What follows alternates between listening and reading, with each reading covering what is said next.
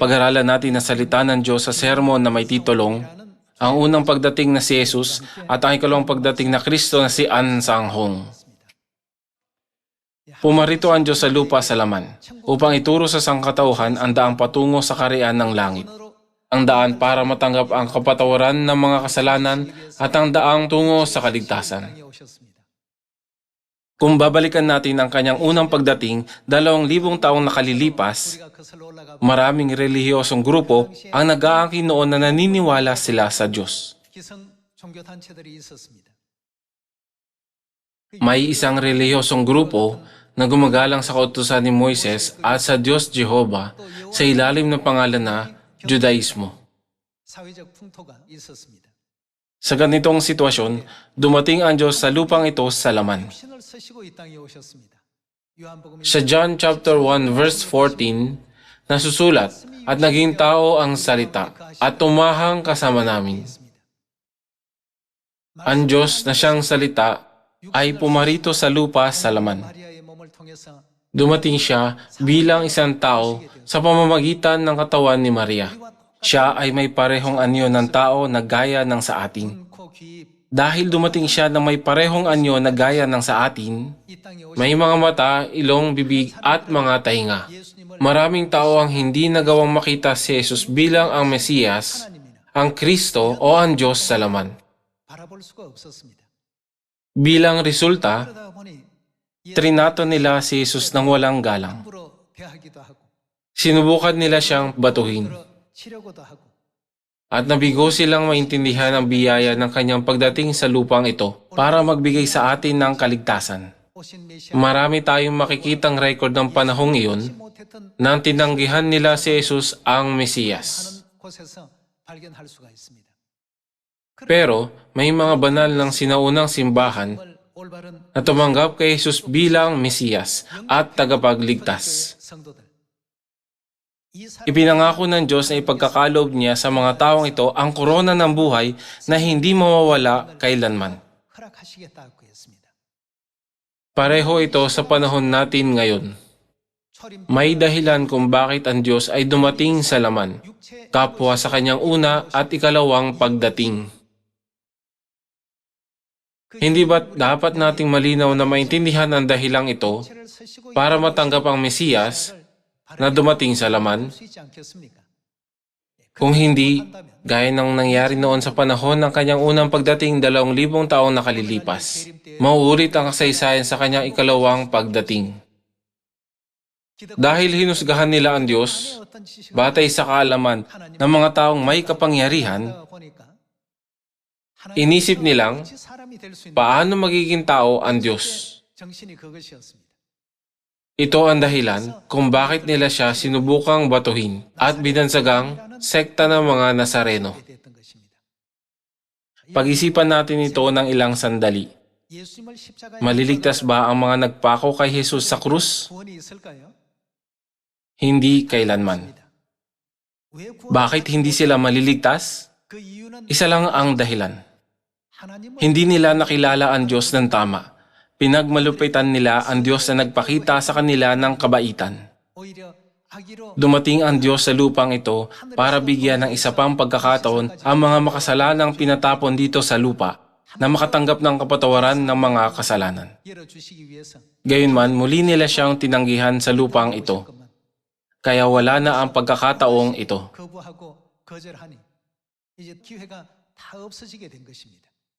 Pareho ito sa huling panahong ito ng Espiritu Santo.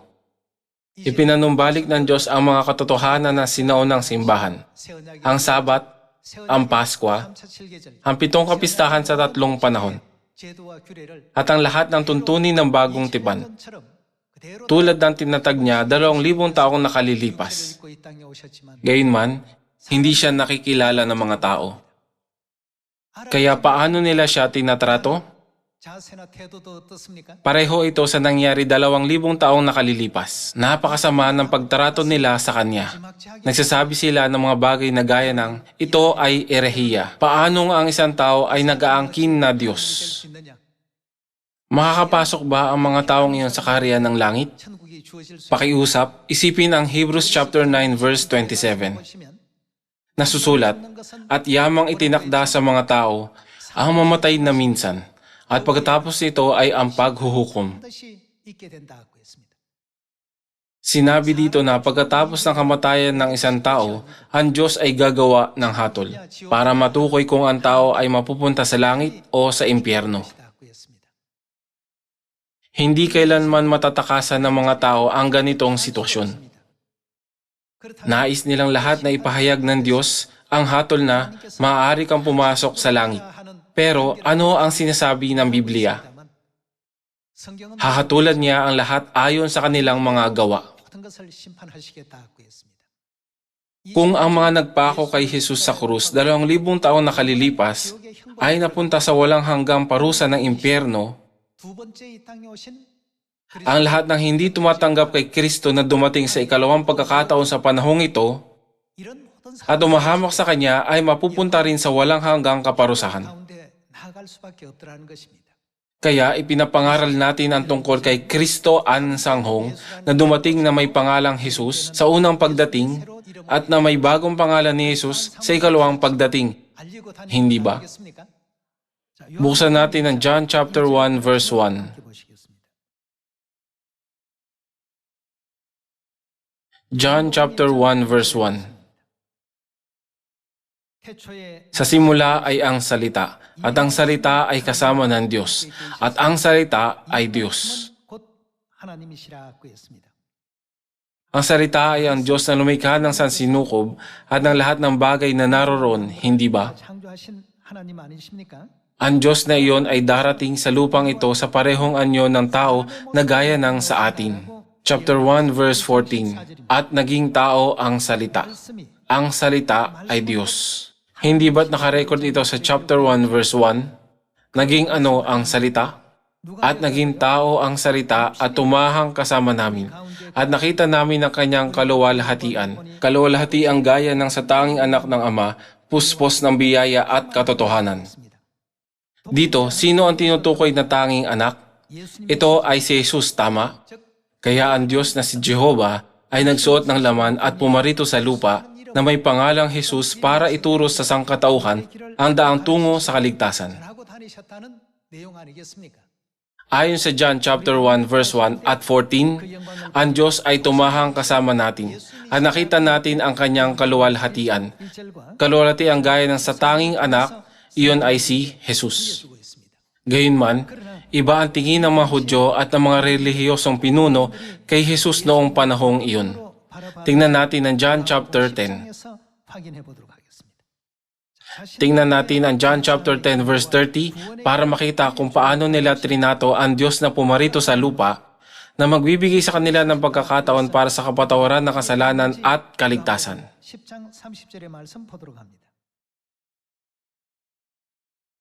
Ako at ang Ama ay iisa. Muling dumampot ng mga bato ang mga Hudyo upang siya'y batuhin. Sinagot sila ni Jesus, maraming mabubuting gawa mula sa Ama ang ipinakita ko sa inyo. Alin sa mga gawang iyon ang dahilan at babatuhin ninyo ako? Sumagot sa kanya ang mga Hudyo, hindi dahil sa mabuting gawa ka namin babatuhin, kundi dahil sa ano? Sa paglapastangan. Sapagat ikaw na isang tao ay nag-aangkin na Diyos. Ito ang naging sagot nila kung bakit sila dumadampot ng mga bato upang batuhin si Jesus. Paanong ikaw na isang tao ay nag-aangkin na Diyos? Gayunman, sinabi sa John chapter 1 verse 1 at 14 na ang salita na siyang Diyos ay naging ano? At naging tao ang salita at tumahang kasama namin. Tingnan din natin ang propesiya sa Isaiah chapter 9. Tingnan natin ang mga salita ng Isaiah chapter 9 verse 6. Sapagat sa atin ay pinanganak ang isang bata, sa atin ay ibinigay ang isang anak na lalaki, at ang pamamahala ay maaatang sa kanyang balikat, at ang kanyang pangalan ay tatawaging kamanghamanghang tagapayo, makapangyarihang Diyos, walang hanggang Ama, prinsipe ng kapayapaan. Ang paglago ng kanyang pamamahala at ng kapayapaan ay hindi magwawakas sa trono ni David at sa kanyang kaharian upang itatag at upang alalayan ng katarungan at ng katuwiran mula sa panahon ito hanggang sa magpakailanman. Isasagawa ito ng sigasig ng Panginoon ng mga hukbo. Sino ang bata at ang anak na lalaki sa propesiyang ito? Tumutukoy ang mga ito kay Jesus. Kaya pag dumating si Jesucristo sa lupang ito sa laman, ano na ang itatawag sa Kanya? Kamanghamanghang tagapayo at ano pa? Kahit na dumating siya bilang isang bata at bilang isang anak na lalaki, tinuturo sa atin ng Biblia na siya ang makapangyarihang Diyos at walang hanggang Ama na kanyang tunay na anyo. Gayunman, dahil dumating siya sa lupang ito sa laman, sa isang ordinaryong pamilya, sa pamamagitan ng isang ina na nagngangalang Maria, isang ama na nagngangalang Jose, at maraming kapatid, pinaniwalaan ba siya ng mga tao na siya ang Diyos? Sa pananaw ng tao, imposibleng makilala siya bilang Diyos.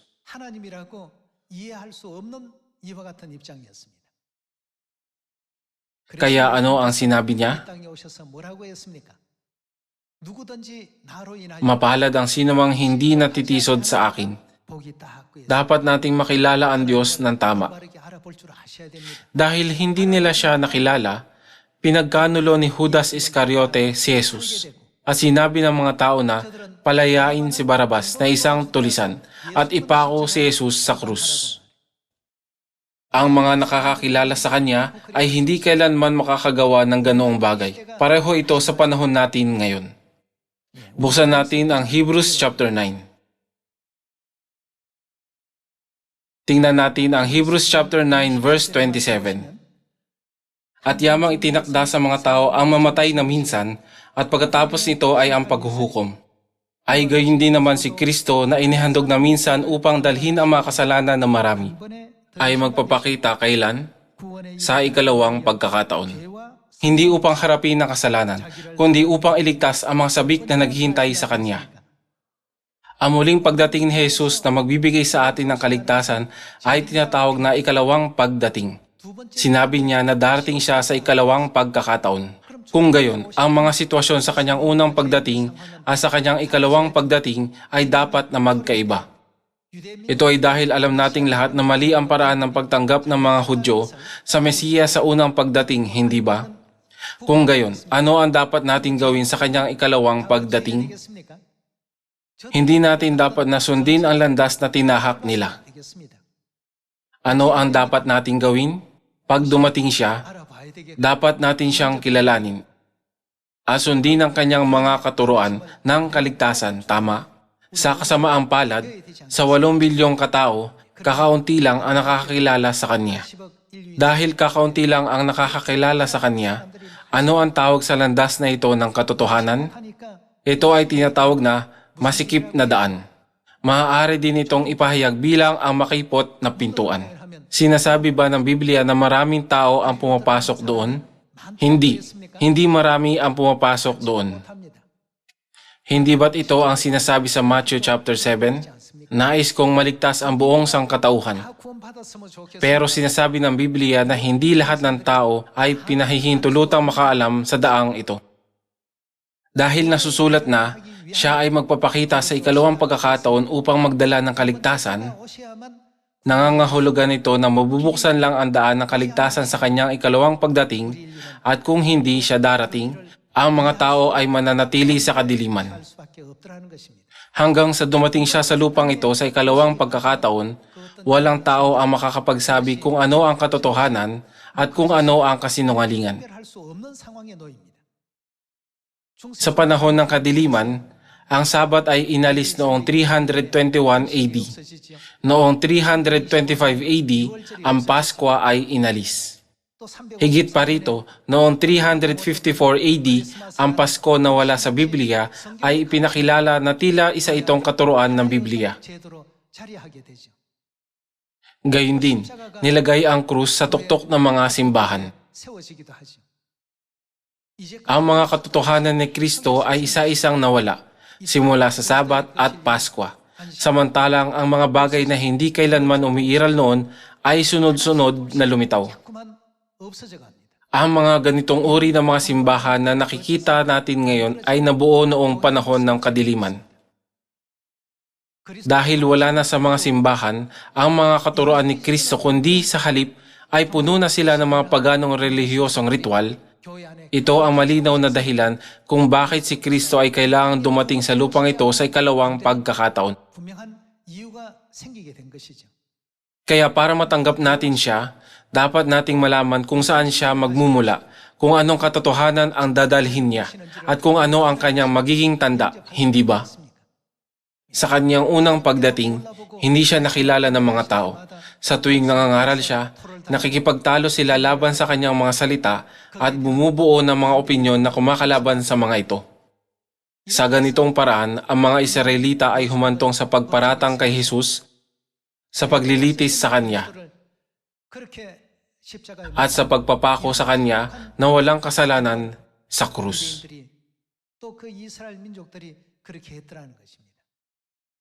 Ngayon, ang ebanghelyong ito ay hindi lang nananatili sa lipunan ng mga Hudyo. Ito ay naipapangaral sa buong mundo.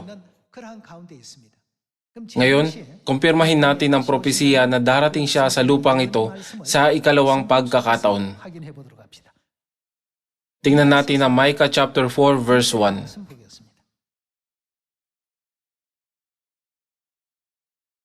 At nangyari sa mga huling araw, ang bundok ng bahay ng Panginoon ay itatatag bilang pinakamataas sa mga bundok at itataas sa mga burol at ang mga tao ay magpupuntahan doon. Pag sinabing sa mga huling araw, tumutukoy ito sa pinakahuling bahagi ng panahon ng Ebanghelyo. At nangyari sa mga huling araw, ang bundok ng bahay ng Panginoon ay itatatag bilang pinakamataas sa mga bundok at itataas sa mga burol at ang mga tao ay magpupuntahan doon. At maraming bansa ang darating at magsasabi, "Hali kayo, tayo'y umahon patungo sa bundok ng Panginoon at sa bahay ng Diyos ni Jacob upang maituro niya sa atin ang kanyang mga daan." Sa mga huling araw, pag dumating siya sa ikalawang pagkakataon, ano ang kanyang gagawin? Ituturo niya sa atin ang kanyang mga daan. Upang maituro niya sa atin ang kanyang mga daan at tayo'y makalakad sa kanyang mga landas. Sapagkat mula saan? Sa Zion ay lalabas ang kautusan at ang salita ng Panginoon mula sa Jerusalem. Ito ang tinuturo sa atin ng Biblia. Kung gayon, sa mga huling araw, saan tayo dapat nang pumunta para makita ang Kristo na darating sa ikalawang pagkakataon? Dapat tayong pumunta sa Zion, kung saan ituturo niya ang daan ng buhay. Sino ang nasa Zion? Buksan natin ang Psalm chapter 132. Psalm chapter 132 verse 13. Sapagkat pinili ng Panginoon ang Zion. Kanya itong ninasa para sa kanyang tirahan. Ito'y aking pahingahang dako magpakailanman. Sapagkat ito'y aking ninasa. Dito ako tatahan. Ang kanyang pagkain ay pagpapalain ko ng sagana. Aking bubusugin ng tinapay ang kanyang dukha. Ang kanyang mga pari ay daramtan ko ng kaligtasan, at ang kanyang mga banal ay sisigaw na malakas sa kagalakan. Ano ang sinabi ng Diyos na gagawin niya sa Zion? Sinabi niya na kanyang daramtan ng kaligtasan ang kanyang mga pari. Pinili niya ang Zion na maging Pinili ng Diyos ang Zion na maging kanyang tirahan, iyon ay ang tahanan ng Diyos. Kung gayon, anong uri ng lugar ang tinutukoy na Zion sa spiritual? Tingnan natin ang Isaiah chapter 33 verse 20. Sa Isaiah chapter 33 verse 20 nasusulat, "Narito ang Zion, ang lungsod ng ating mga takdang kapistahan." Kung gayon, ang Zion ay ang lugar kung saan dapat na ipinagdiriwang ang mga kapistahan ng Diyos. Ang Zion ay ang lugar kung saan naroon ang mga kapistahan ng Diyos. May ilang tao ang nagtatanong ng, mga kapistahan ng Diyos? Ano ang mga kapistahan ng Diyos? Alamin natin kung ano ang mga kapistahan ng Diyos. Buksan natin ang Leviticus chapter 23 verse 2. "Magsalita ka sa mga anak ni Israel Sabihin mo sa kanila, ito ang mga takdang kapistahan sa Panginoon na inyong ipahahayag bilang mga banal na pagpupulong. Verse 3, 6 na araw na gagawin ang mga gawain, subalit ang ikapitong araw ay ano? May mga lingguhang kapistahan at mga taunang kapistahan. Ang Sabat ay kabilang sa mga lingguhang kapistahan. Muli natin tingnan ang verse 3. 6 na araw na gagawin ang mga gawain, subalit ang ikapitong araw ay Sabat na ganap na kapahingahan, isang banal na pagpupulong. Huwag kayong gagawa ng anumang gawain. Ito ay Sabat sa Panginoon sa lahat ng inyong mga paninirahan. Verse 4. Ito ang mga takdang kapistahan sa Panginoon, mga banal na pagpupulong na inyong ipagdiriwang sa takdang panahon. Sa 14 na araw ng unang buwan, sa paglubog ng araw, ay ang Paskwa ng Panginoon. Ang 15 araw ng buwang ito ay kapistahan ng tinapay na walang pampalsa sa Panginoon. Ang mga taunang kapistahan ay ang Paskwa, ang kapistahan ng tinapay na walang pampalsa, ang kapistahan ng mga unang bunga, ang kapistahan ng mga sanlinggo, ang kapistahan ng mga trumpeta, ang araw ng pagtubos, at ang kapistahan ng mga tabernakulo. Ngayon, may napakaraming simbahan sa paligid natin, gaya ng buhangin sa dagat. Pero ano ang pinapangili ng mga ito? Ipinapangili nila ang linggong pagsamba, hindi ang araw ng Sabat. Ang hindi pangingili ng Sabat ay nangangahulugang hindi pagdiriwang ng mga kapistahan ng Diyos. Ang lugar na hindi nagdiriwang ng mga kapistahan ng Diyos ay hindi kailanman magiging Zion. Kung gayon, mananahan ba ang Diyos sa isang lugar na hindi Zion? Hindi ito kailanman magiging tirahan ng Diyos sa mga huling araw. Sinabi ng Diyos na, gagawin niyang pahingahan dako ang Zion magpakailanman. Kung gayon, sa pamamagitan lang ng pagtingin sa Sabat, hindi ba't matutukoy niyo ang simbahan kung saan nananahan ng Diyos at ang simbahan kung saan hindi nananahan ng Diyos? Oo, magagawa niyong tukuyin ito. Ang lahat ng kautusan ng katotohanan ay nawasak noon. Gayunman, dumating ang Diyos sa lupang ito sa ikalawang pagkakataon. Ipinanumbalik ang mga tuntunin ng katotohanan at tinuro sa atin ng lahat sa panahong ito. Hindi ba't ito ang dahilan kung bakit naiintindihan natin ang Sabat, ang Paskwa, ang 7 kapistahan ng 3 panahon at ang lahat ng katotohanan ng bagong tipan? Sino ang matatagpuan natin sa lungsod ng mga kapistahan? Matatagpuan natin ang Diyos na nananahan sa Zion. Saan natin matatagpuan ang Diyos sa mga huling araw? Matatagpuan natin siya sa Zion. Sinabi ng Biblia na ipapahayag niya ang kautusan ng buhay ng bagong tipan at tuturuan ang sangkatauhan doon. Kung gayon, bakit ang ibang mga simbahan sa mundo ngayon ay walang Sabat at Paskwa? Bakit hindi nila magawang ipagdiwang ang mga kapistahan ng Diyos? Ang sagot ay nasa Daniel chapter 7. Sama-sama nating tingnan ang Daniel chapter 7 verse 25. Sa Daniel chapter 7 verse 25, nasusulat, at siya'y magsasalita laban sa kataas-taasan. Sa Biblia, ang kataas-taasan ay tumutukoy sa Diyos. Tanging ang Diyos ang matatawag na kataas-taasan. Kung gayon, sino itong magsasalita laban sa Diyos? Iyon ay ang Diablo. Tinuturo sa atin ng Biblia at siya'y magsasalita laban sa kataas-taasan. At ano? Lilipulin niya ang mga banal ng kataas-taasan at kanyang iisiping baguhin ang ano? Mga panahon at ang kautusan. At sila'y ibibigay sa kanyang kamay hanggang sa isang panahon, mga panahon, at kalahati ng isang panahon. Pagkatapos nito, ang hukuman ay uupo sa paghatol at ang kanyang kapangyarihan ay aalisin upang mapuksa at ganap na mawasak.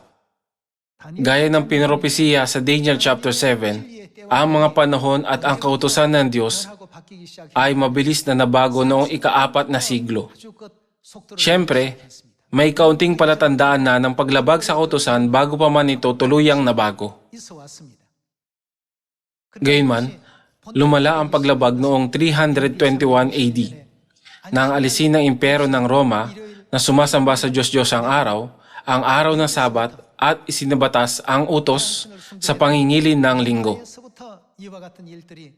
Noong 325 AD, sa isang lugar na tinatawag na Nicaea, ang Pasko ay inalis. Pagkatapos, noong 354 AD, nagsimulang ipakilala ang Pasko. At pagkatapos, ang krus ay pinakilala at sinimulang gamitin.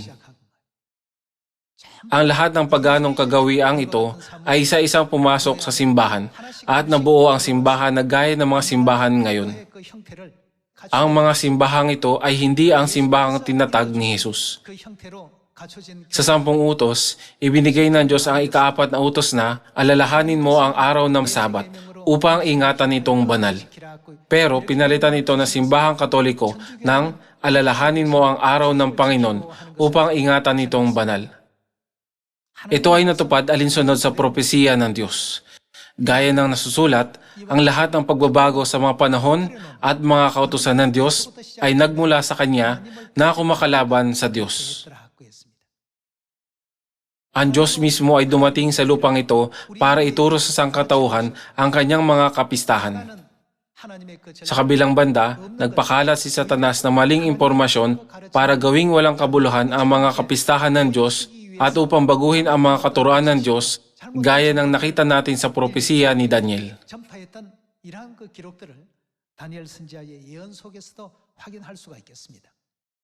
Ang ikalawang pagdating na Kristo na si An Sang-hong ay naparito para ituro sa sangkatauhan ang mga kautusan ng buhay na nawasak at nabago. Tinuro niya sa atin ang tunay na Paskwa, ang Sabat, ang mga kapistahan at ang bagong tipan. Tinuro niya ang lahat ng ito at pagkatapos ay umakyat sa langit. Hindi ba't nangyari ang lahat ng ito alinsunod sa propesiya? Nang may tamang pangunawa, dapat nating tanggapin si Kristo. Tinanggihan ng mga Hudyo si Jesus sa kanyang unang pagdating, sinasabing, paano ang isang tao ay nag-aangkin na Diyos? Maging sa panahong ito, sinisiraan tayo ng mga tao sinasabing, paano ang isang tao ay nag-aangkin na Diyos? At bakit kayo naniniwala sa isang tao? Dumating si Jesus sa lupang ito bilang isang tao.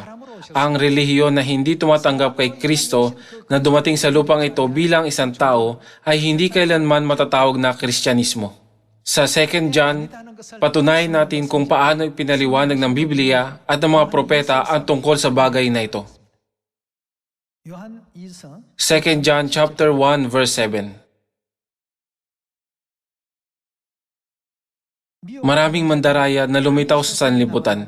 Yaong mga hindi kumikilala na si Jesucristo ay naparito sa laman. Ito ang mandaraya at ano? Ang Antikristo. Ang mga ganitong tao ay ang mga kumakalaban kay Kristo. Sa madaling salita, mga kaaway sila ni Kristo at sila ay mula kay Satanas. Ang mga hindi kumikilala na si Jesucristo ay naparito sa laman ay ang Antikristo.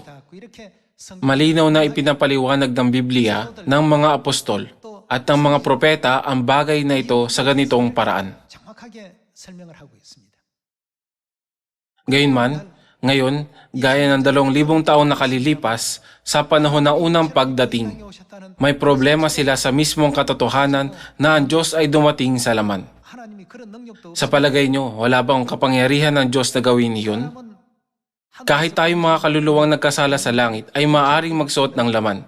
Pero ang Diyos ay hindi maaaring magsuot ng laman na kanyang nilikha?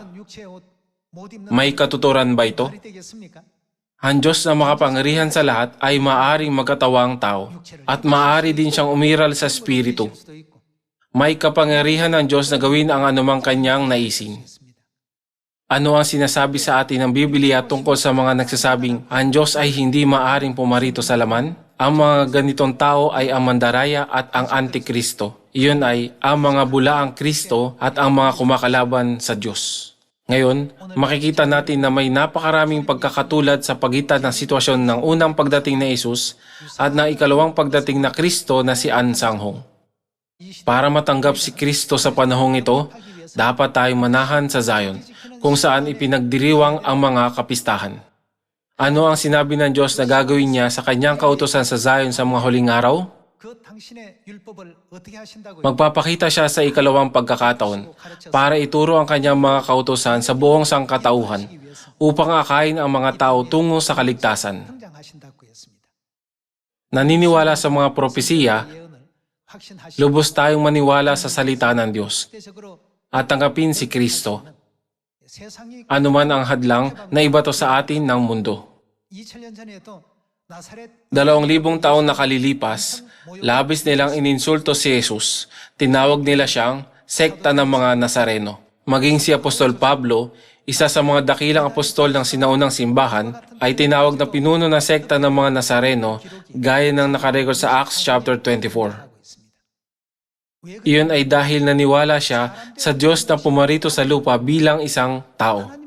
Ang kanilang maling paniniwala na paano magiging tao ang Diyos ay nagdulot sa kanila na magkaroon ng maling ideya at ang ideyang ito ay nag-akay sa kanila tungo sa walang hanggang impyerno. Ang daan ng katotohanan ay laging nasa Biblia. Tumingin tayo sa Biblia at sundin ang mga katuruan ng salita ng Diyos upang mapanghawakan natin ang katotohanan ito hanggang sa huli. Gaya ng mga banal na sinaunang simbahan, hindi natin maiwala ang korona ng buhay at masagana nating matanggap ang pagpasok sa walang hanggang kaharian ng langit. Maraming salamat.